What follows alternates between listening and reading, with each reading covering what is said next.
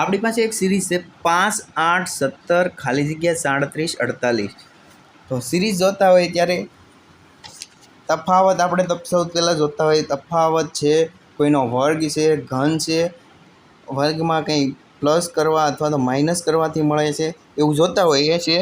ત્યારે અહીંયા આગળ આપણી પાસે એક સિરીઝ મળે છે, એવી મળે છે કે આ વર્ગ પ્લસ થાય છે એકવાર અને એકવાર વર્ગમાંથી માઇનસ થાય છે. તો એ સંખ્યા છે, જુઓ આપણે પહેલાં 2 લઈએ.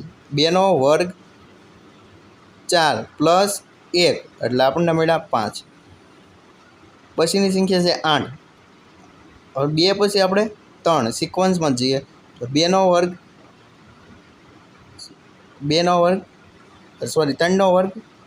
9. 9 માઇનસ 1 એટલે 8. હવે આવ્યા 4. 4નો વર્ગ 16 પ્લસ 1 એટલે 17. એની પછીની સંખ્યા આવે છે 5. 5નો વર્ગ 25 માઇનસ 1 એટલે 24. હવે જો એકવાર પ્લસ થયા, પહેલાં પ્લસ થયું, પછી માઇનસ થયું, પ્લસ થયું, માઇનસ થયું, એટલે આપણો જવાબ આવશે 24. પણ આગળ હજી આપણે જોવું પડશે એના માટે.